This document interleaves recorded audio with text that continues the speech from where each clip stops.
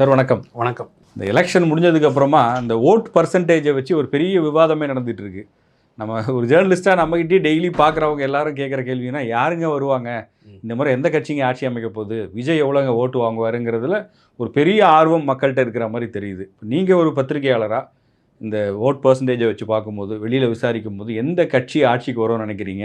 தேர்தல் முடிவுகள் எப்படி இருக்க வாய்ப்பு இருக்குது சார்? இல்லை, அது என்னென்னா, இவ்வளோ பெரிய குழப்பத்துக்கு காரணம் இந்த களத்தை குழப்பியவர்கள் தான். அதாவது முதல்ல இருந்தே இந்த கேண்டிடேட் அனௌன்ஸ் பண்ண காலத்திலேருந்து களம் வேறு விதமாக மாறிடுச்சு. ஆனால் அதற்கு எதிராக ஒரு நெரேட்டிவ் செட் பண்ணி அதாவது எண்ணத்துக்கு எதிரான ஒரு பிம்பம் கட்டமைக்கப்பட்டு களத்தில் இருந்தது.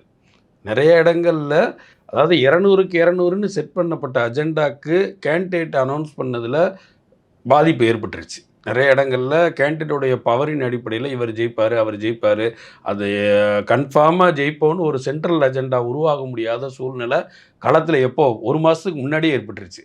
ஆனால் தொடர்ந்து அந்த 200க்கு 200ன்ற அஜெண்டாவை நீட்டிச்சு கொண்டு வந்ததுனால தான் இவ்வளோ பெரிய குழப்பம்.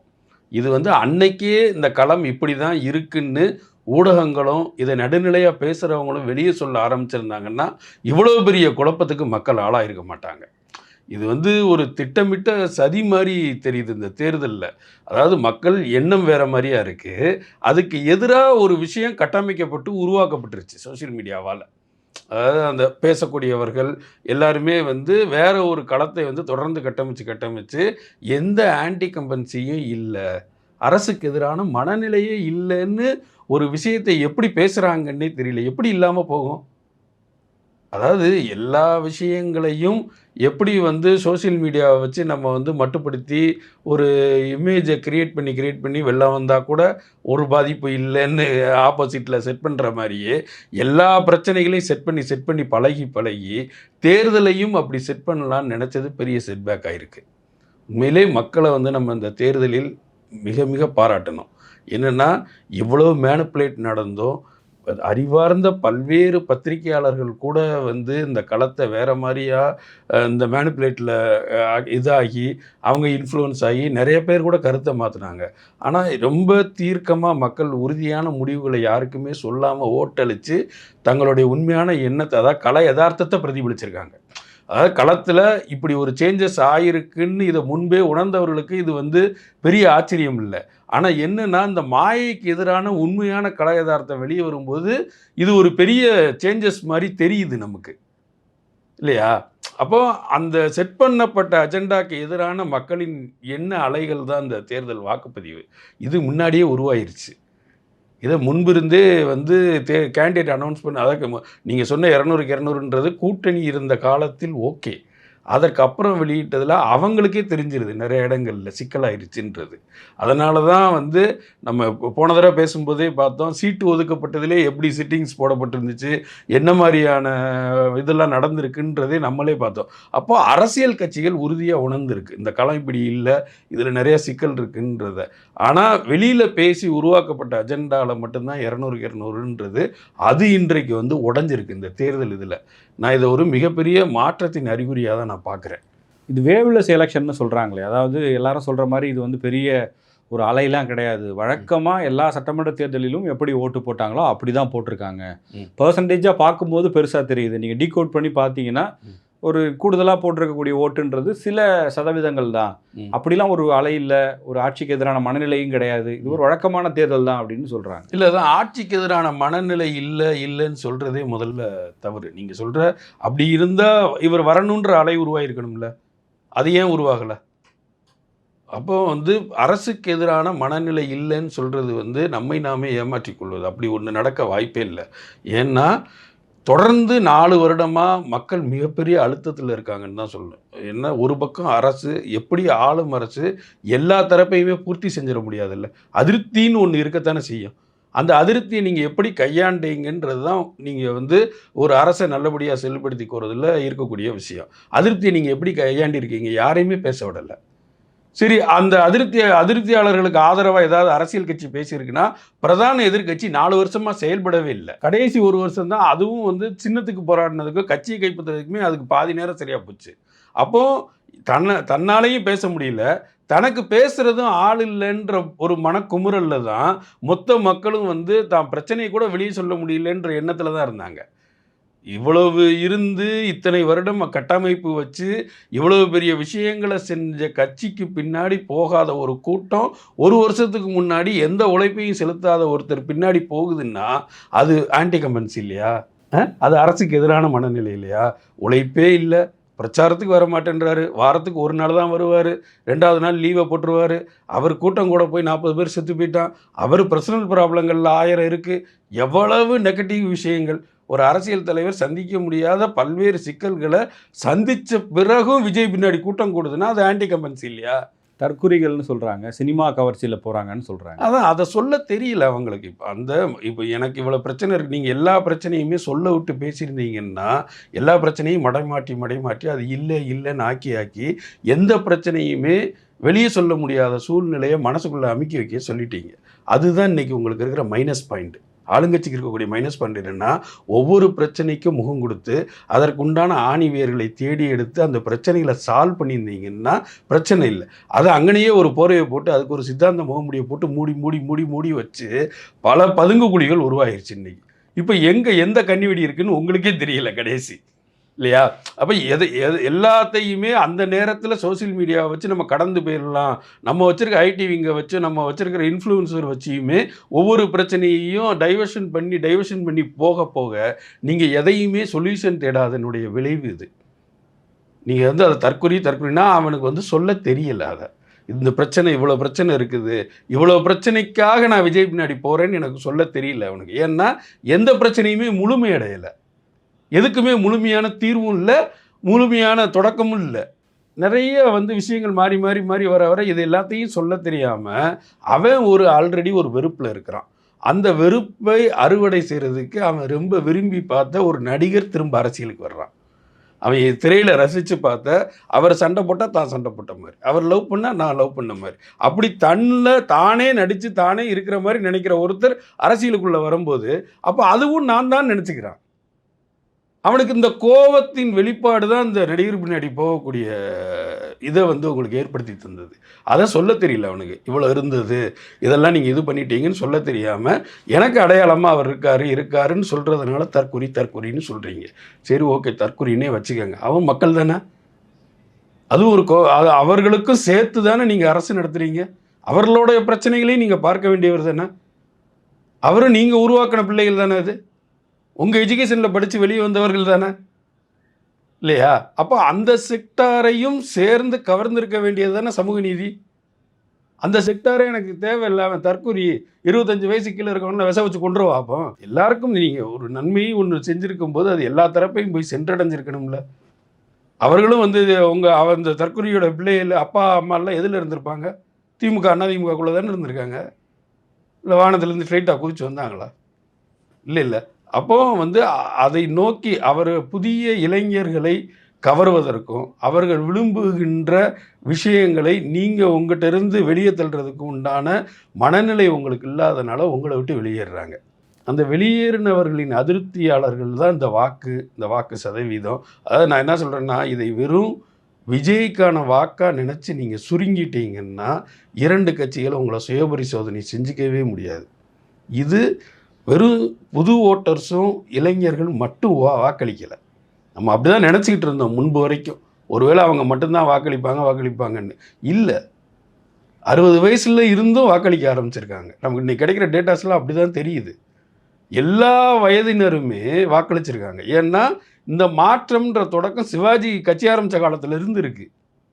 சரியான ஆட்கள் கிடைக்கல அவங்களுக்கு. அவங்களுக்கு ஒரு நீங்கள் வந்து திராவிட இயக்கம் வந்து அதோடைய பீக்கில் இருந்த காலத்தில் இந்த மாற்றுன்னு வந்தவரில் உங்களால் ஈஸியாக வந்து லெஃப்ட் ஹேண்டில் டீல் பண்ண முடிஞ்சது. இன்றைக்கு ஒரு சலிப்பு உங்கள் மேலேயே ஏற்பட்டிருக்கு. இந்த சலிப்பு, அதே நேரத்தில் நீங்கள் வந்து இங்கே இருக்கக்கூடிய அதிருப்தி, இது எல்லாத்துக்கும் முகம் கொடுக்குற, அதாவது நீங்களே உருவாக்கின அஜெண்டா தான் ஆன்டி பிஜேபி. அந்த ஆன்டி பிஜேபிக்கான சரியான ஃபேஸாக விஜய் வந்து உங்களுக்கு இன்னொரு காம்படிட்டராக உட்காந்துட்டாரு. இப்போ அதிமுகவே நீங்கள் ஈஸியாக பிஜேபி கூட்டணியில் இருக்குன்னு ஒதுக்கிடலாம். ஆனால் விஜய் அப்படி ஒதுக்க முடியல. நீங்கள் தான் இந்த ஆன்டி பிஜேபின்ற மிகப்பெரிய அஜெண்டாவை கிரியேட் பண்ணி வச்சுருந்தீங்க. இப்போது உங்கள் அஜெண்டாக்குள்ளே இருந்தே உருவுறதுக்கு இன்னொருத்தர் வந்துட்டார். அப்போ எல்லா விதத்திலுமே போட்டியாக ஒருத்தர் இருக்கும்போது அது எப்படி வந்து எல்லா பக்கமும் பாதிப்பை ஏற்படுத்தாமல் இருக்கும்? எல்லா அதிருப்தியாளர்களும் அதாவது ஒட்டுமொத்தமாக இந்த வயதிலிருந்துன்னு நம்ம சொல்ல முடியாது. எல்லா விதத்திலும் அதிருப்தியில் இருப்பவர்கள் வாக்கை வந்து மாற்றி அழிச்சிருக்காங்க. அதோடைய வெளிப்பாடு. அதை வந்து விஜயோடைய மிகப்பெரிய வெற்றியாக நம்ம இதை பார்க்குறது இல்லை. இது மக்களுடைய வெற்றின்னு தான் நம்ம பார்க்கணும். மக்கள் விரும்பலை. உங்களை தாண்டி இது நீங்கள் ஒன்று உங்களை ரீஃபார்ம் பண்ணிக்கணும். உங்கள் சுயபரிசோதனை செய்யணும். எதனால் மக்கள்கிட்ட நம்ம அந்நியப்பட்டு போயிட்டு இருக்கோம் அப்படின்றத பார்க்காம இன்னும் தோடு கொடுத்து கம்மல் கொடுத்து தூக்குச்சட்டி கொடுத்து சரி பண்ணிடலான்னு நினைக்க முடியாது. இல்லை 1000 ரூபா கொடுத்தோம்னா போதும் 5000 இன்னைக்கு பெரிய சிக்கல் என்னென்னா நீங்கள் 1000 ரூபா 500 ரூபா கொடுத்துமே அவன் விருப்பப்பட்டவனு தான் ஓட்டு போட்டிருக்கான். அப்போ அதுவும் இந்த தேர்தல் முறையில் மாறிடுச்சு. மக்கள் இந்த தேர்தலில் மிக தேர்ந்தவர்களாக மாறிட்டாங்க.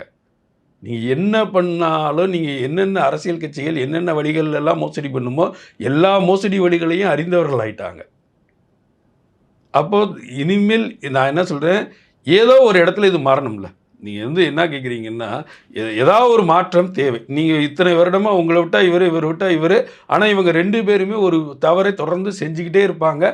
அந்த தவறை கேள்வியே கேட்க முடியாதுன்ற சூழல் இருந்ததில்ல. இப்போ இது ஒரு அந்த கேள்வியை கேட்கணுன்ற எண்ணம் மக்களுக்கு வரவே வராதா? வர்றவனையே நீங்கள் வந்து திரும்ப தற்குறின்றீங்க. அவனுக்கு தெரியல, அவன் வந்து விஜய் பின்னாடி போய் நிற்கிறான். சரி இருக்கட்டும். ஆனால் அவன் மாற்றணும்னு நினைக்கக்கூடிய விஷயம் சரியானது தானே. அது தவறான நபர் பின்னாடி போய் நின்னா கூட இருக்கட்டும். நாளைக்கு அரசியல் மையப்படும் போது அவன் சரியான அரசியலை தேர்ந்தெடுக்குவான்ல. ஒரு அரசியலுக்குள்ளே நுழையும் போது அவனுக்கு சரியான வழிகாட்டுதல் இல்லாததுனால அப்படி போய் நிற்கிறான். சரி நின்றுக்கிட்டோம். நீங்கள் சரியாக இருந்தால் ஏன் போய் நிற்க போகிறான்? எல்லா தவறுகளையும் நீங்கள் அதாவது ரொம்ப கிளவராக கேள்வி கேட்ட மாதிரி சில பேர் கேட்டாங்க. மாற்றம் வேண்டும் மாற்றம் வேண்டும் சொல்றவர்கள் ஒரு 5 மாற்றத்தை சொல்லுங்கன்னு. கனிமோள கொள்ளையிலேருந்து மாற்றம் வேணும், ஊழலிருந்து மாற்றம் வேணும் இல்லையா? அப்புறம் பாலியல் தொழிலுறவுகள் இந்த சட்ட ஒழுங்கு பிரச்சனையிலேருந்து மாற்றம் வேணும், டாஸ்மார்க்கில் மாற்றம் வேணும், பெண்கள் விடுதலையில் மாற்றம் வேணும். இது எல்லாத்தையுமே மாற்றம்னு இந்த எல்லா கட்சிகளோடையும் ஒப்பிட்டு பேச முடியுமா நீங்கள்? இதை புதுசாக ஒரு கட்சி செஞ்சிருமான்னு கேட்டால் இத்தனை வருடம் ஆட்சியில் இருந்த 2 கட்சி இதை கரெக்டாக செஞ்சிருச்சா? ஊழலை ஒழிச்சிருச்சா? கனிமூல கொள்ளையை தடுத்துருச்சா? எல்லாமே சிக்கல் இருக்குல்ல. அப்போ மாற்றம்ன்றது இங்கே மட்டும் இல்லைல்ல, எல்லா கட்சிக்கும் தானே மாற்றம் தேவை. 50 வருடம் ஆண்ட கட்சிக்கும் தானே மாற்றம் தேவை. நீங்கள் மூத்தவர்கள், நீங்கள் பெரிய வயதானவர்கள், அனுபவம் மிக்கவர்கள், இந்த சின்ன பையங்கள்கிட்ட இவ்வளோ கேள்வி கேட்குறீங்களே, உங்கள் கட்சியை ஒன்றால் இது செய்ய முடியுமா அது செய்ய முடியுமா? நீங்கள் ஆதரிக்கக்கூடிய அந்த பழம்பெரும் பவள கட்சிகள்கிட்ட உங்கள்கிட்ட இந்த மாற்றத்தை நீங்கள் அவர்கிட்ட கேட்க முடியுமா? நீங்கள் கேட்டு இதெல்லாம் மாற்றினீங்கன்னா நான் உங்களுக்கு வாக்களிக்கிறேன்னு உங்களால் அந்த சர்டிஃபிகேட் அவங்ககிட்ட வாங்க முடியுதா? இல்லை. அப்போது நீங்கள் வந்து இப்போ வந்து ஒரு மண் அதை வந்து நீங்கள் எந்த வடிவன்னாலும் செஞ்சுக்கலாம். ஆனால் ஆல்ரெடி செஞ்சு வச்ச பானை எப்படி நீங்கள் டம்ளர் ஆக்குவீங்க இல்லையா? அப்போ இந்த வாக்குப்பதிவு ஒரு நல்ல மாற்றம்னு நான் நினைக்கிறேன். மாற்றத்தை நோக்கி தான் அப்போ மக்கள் தீர்ப்பளிச்சிருக்காங்களா? இல்லை இது வந்து ஒரு முயற்சி பண்ணியிருக்காங்க, ஆனால் இந்த முறை மாற்றம் நடக்குமானலாம் தெரியாது அப்படிங்கிற மாதிரி வர வாய்ப்பு இருக்கா? இல்லை, இது முயற்சி தான் எனக்கு தெரிஞ்சு. அதாவது வந்து அதோடைய எண்ணிக்கை எந்த அளவில் இருக்குன்னு தெரியல. ஆனால் இது வெற்றியை நோக்கி அதாவது ஒரு சீட்டோ 10 சீட்டோ ஜெயிச்சாதான் வெற்றின்றது இல்லை. வாக்குகள் இந்த சதவீதங்களே உங்களுக்கு வந்து நாளைக்கு எச்சரிக்கை தான். இதை வந்து அதனால் நான் மைனாரிட்டியில் ஒரு கவர்மெண்ட்டை ஃபார்ம் பண்ணிட்டேன், நான் வந்து 90 சீட்டு இவன் 4 பேரை சேர்த்துக்கிட்டு நான் கவர்மெண்ட்டில் ஜெயிச்சிட்டேன்றதுக்காக நீங்கள் மொத்தமாக ஜெயிச்சிட்டீங்கன்ற அர்த்தம் கிடையாது. நீங்கள் இவ்வளவு தூரம் ஆட்சி நடத்தி இவ்வளோ பெரிய திட்டங்களை தீட்டியும் இவ்வளவு பேர் அதிருப்தியில் இருக்காங்கன்னா அப்போ ஏதோ ஒரு சிக்கல் இருக்குன்றதை உணரணும். இவ்வளோ உழைக்காத ஒருத்தர் பின்னாடி கூட பரவாயில்ல, அவர் எங்களுக்கு ஒரு டிசைனாக நின்னா போதும், நாங்கள் பார்த்துக்குறோன்னு மக்கள் போய் நின்றுருக்காங்கன்னா எவ்வளோ வெறுப்பில் இருக்காங்கன்றதையும் தெரிஞ்சுக்கணும் இல்லையா? இது வந்து எனக்கு தெரிஞ்சு விஜய் வெற்றியே ஒரு சீட்டு கூட வெற்றி பெற வேண்டாம்.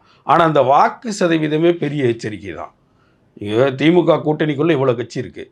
இதில் 30 வருடம் 100 வருட பாரம்பரியம் கொண்ட கட்சியெல்லாம் இருக்குது. அதால் பெற முடியாத வாக்கையும் அதிமுக கூட்டணிக்குள்ளே பல்வேறு கட்சிகள் இருக்குது. பல தடவை இங்கே இருந்த கட்சி இருக்குது, பல சீட்டுகளை வாங்கின கட்சி இருக்குது. அவங்க பெற முடியாத வாக்குகளையும் ஒரு வருடத்தில் கட்சி ஆரம்பித்த ஒருவர் பெறுறாருன்னா அப்போ அதன் பின்னணி என்ன? வெறும் விஜய்னு விஜய் பிம்பத்தை மட்டுமே அதை வச்சு அதை கால்குலேட் பண்ண முடியாது. அது விஜய் இல்லை, நாளைக்கு யார் வந்து நின்றுருந்தாலும் இந்த வாக்கு போய் சேர்ந்துருக்கோங்க. ஏன்னா அது வந்து ஒரு வெறுப்பின் உச்சத்தில், தேர்தலின் மீது இந்த அரசியலின் மீது ஏற்பட்ட வெறுப்பின் உச்சத்தில் ஒருத்தர்கிட்ட பின்னாடி போய் நிற்கிறாங்க. இந்த சிஸ்டத்தில் வேறு வழி கிடையாது. நீங்கள் திரும்பவும் ஏதோ ஒரு அரசியலுக்குள்ளே இருந்து தான் அந்த சிஸ்டத்தை திருத்தி ஆகணும். அவர் உத்தமரா, அவர் நல்லவரான்னா இதே கேள்வி எடுத்து அவன் ஆப்பனண்ட்டாக இருக்கிற எல்லார் மேலேயும் வச்சு பார்க்குறான்ல இல்லையா? இப்போ நீங்கள் எதெல்லாம் வந்து இவருக்கெல்லாம் இவர் இதை சரி செய்திருக்கிறாரா, இவர் இதை பண்ணியிருக்கிறாரா, இவர் இதுக்கு தகுதியானவரான்னா அதே கொஸ்டினை அதே அளவை எடுத்து மற்ற ஏத்தாப்பில் நிற்கிற எல்லாத்தையும் அளந்து பார்க்க வேண்டியிருக்குல்ல. அந்த அளவு கரெக்டாக இருக்கா? அதுவும் இதே அளவு தானே தெரியுது. அப்போ இதுக்கு இது பெட்டர்ப்பான்னு தோணும்ல அவனுக்கு. இவன் ஆல்ரெடி 10 வருஷம் பழகி 20 வருஷமாக வந்து பழகின திருடன், இவன் புது திருடன். இவன் பழகின திருண்ட வீட்டை கொடுத்தீங்கன்னா எங்கே கல்லாப்பெட்டி இருக்குது, எங்கே எது இருக்குதுன்னு கரெக்டாக தெரியும். திறந்த உடனே நேராக உள்ளே போய் எடுத்துருவான். இந்த புது திருடனுக்கு இப்போ தான் சாவி போட்டு திறந்து எங்கே கல்லாப்பட்டி இருக்குன்னு தேடி முடிக்கிறதுக்கே பல வருஷம் ஆயிரும். அதுக்குள்ளே இவனை சரி பண்ணிக்கலாம்ப்பா. அந்த 3 வருஷமாக நான் நிம்மதியாக வாழ்ந்துக்கிறேன். 3 நாளில் நான் திருடு போய் எல்லாத்தையும் இழக்கிறதுக்கு 3 வருஷம் நிம்மதியாக வாழ்ந்துக்கிறேன்ற அப்படித்தானே கம்பாரிசன் வரும். யாரும் புனிதத்தன்மையோடு அந்த அரசியலில் செயல்பற்ற முடியாது. அது வந்து யதார்த்தமாக இருக்கிற நமக்கு புரியும். ஆனால் சாமானிய மக்கள் என்னென்னா அந்த ஜனநாயகத்தை நம்புகிறான். பகலாக பஸ்ஸில் நின்று ட்ரெயினில் நின்று குடிக்க தண்ணி இல்லாமல் பிள்ளை குட்டியை கையில் வச்சு ஓட்டு போடுறதுக்கு எங்கே இருந்தோ எங்கத்தையோ தேடி போகிறான்.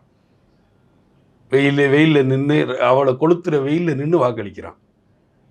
என்ன செஞ்சுருக்கீங்க நீங்கள்? இவ்வளோ ஜனநாயகத்தை நம்புகிற மக்களுக்கு நீங்கள் ஆப்போசிட்டில் இருக்கிற அரசியல் கட்சிகள் ஜனநாயகத்தை நம்புதா? ஜனநாயகம் சொல்லக்கூடிய காசுக்கு ஓட்டு கொடுக்க வேண்டான்றதை கொடுக்காமல் இருக்கீங்களா? உங்கள் திட்டங்களை சொல்லி ஓட்டு கேட்குறீங்களா? இல்லை இவ்வளோ தான் செலவழிக்கணும்னு தேர்தல் கமிஷன் வரையறுத்த அமௌண்ட்டுக்குள்ளே நீங்கள் செலவழிக்கிறீங்களா? அப்போ ஜனநாயகத்தினுடைய எந்த கூறுகளையும் மதிக்காத அரசியல் கட்சிகளை முழுமையாக ஜனநாயகத்தை மட்டுமே மதித்து தான் ஒரு நாள் வாழ்வாதாரத்தை கூட விட்டுட்டு போய் வாக்களிக்கிறான். இந்த மக்களுக்கு நீங்கள் வந்து எவ்வளவு நேர்மையாக இருக்கணும். இந்த அரசியல் கட்சிகள் அது எதையும் இருக்க போகிறதில்ல. அது இருக்கிற சூழ்நிலையில் அது அப்படி தான் இயங்கும் இல்லையா? அதையும் மீறி நம்புகிறாங்க. அந்த நம்பிக்கை நமக்கு ஏதாவது ஒரு மாற்றத்தை கொடுக்கும். நம்ம ஏதாவது ஒன்று மாற்றலான்னு நினைக்கிறாங்க. இங்கே சிஸ்டம் அப்படி தான். இங்கே எத்தனை நீங்கள் லட்சம் ஓட்டு அதிகமாக வாங்கியிருந்தாலும் வெற்றி தான் உங்களை வந்து தீர்மானிக்குதுன்ற போதும் அந்த வெற்றி ஒன்றே இலக்கில்லை. அது வந்து அவமானம் தான். அந்த வெற்றி இவ்வளோ பேருடைய வெறுப்பின் மீது நீங்கள் வெற்றி பெற்றால் கூட அந்த வெற்றி அவமானம் தான். கவர முடியாத வெற்றி உங்களுக்கு என்ன? நீங்கள் வந்து திரும்பவும் அதை உண்மையிலே நீங்கள் ஒரு பரிசீலனை பண்ணி பார்க்கக்கூடிய ஒரு இயக்கமாக இருந்தால் இந்த வெற்றியை வந்து வெற்றியாக நினைக்காம தனக்கு கொடுக்கப்பட்ட ஒரு பரிசோதனை கூடமாக நினச்சி செயல்படணும். அது செயல்பட வாய்ப்பில்லை. ஏன்னா அதிகாரத்தை மட்டுமே ருசித்து அனுபவப்பட்ட இயக்கங்களுக்கு அது ஒரு பெரிய விஷயமாக தெரிய போகிறதில்ல. இது காலப்போக்கில் கரையும். ஏன்னா அடுத்த தலைமுறைக்குள்ளே நீங்கள் போகவே இல்லை. இது வேணால் உங்களுக்கு இந்த வெற்றிங்கிறது ஒரு டெம்பரவரி வெற்றியாக கூட இருந்துட்டு போகலாம். இனி காலங்களை நீங்கள் கடத்துவது சங்கடம். ஒரு எச்சரிக்கை மணி மாதிரி இந்த தேர்தல் எச்சரிக்கை, எல்லாருக்குமே எச்சரிக்கை. அதாவது நான் ரொம்ப இந்த மக்களை வந்து நான் ரொம்ப வந்து உயர்வாக நினைக்கிறேன். இந்த தேர்தலில் மக்கள் நடந்து கொண்ட விதம் வந்து ஊடகங்கள் சரியான பணியாற்றலை. ஊடகம் வந்து என்ன சொல்கிறதுனா மக்களுடைய எண்ணங்களை பிரதிபலிக்கவே இல்லை. களம் இவ்வளோ மாறி இருக்குது. இதை தாண்டி மக்களை மேனிப்புலேட் பண்ணக்கூடிய வேலைகளை தான் ஊடகம் செஞ்சிருச்சு. தேர்தல் அன்று தேர்தல் காலையிலிருந்து இரவு வரைக்கும் இது சட்டமன்ற தேர்தலாக நடிகர் சங்க தேர்தலான்னே தெரியல. பூரா நடிகர்கள் வாக்கு போட்ட செய்திகளை தான் காலையிலிருந்து சேனலில் ஒளிபரப்புச்சு. 4 இடங்கள் 5 இடங்களில் தேர்தல் புறக்கணிப்பு நடந்திருக்கு. மக்கள் வெயிலிருந்து ஓட்டு போட்டிருக்கான். நிறைய பூத்தில் தண்ணி இல்லை குடிக்க. தேர்தலுக்கு போன பணியாளர்கள் திரும்ப வழி இல்லை.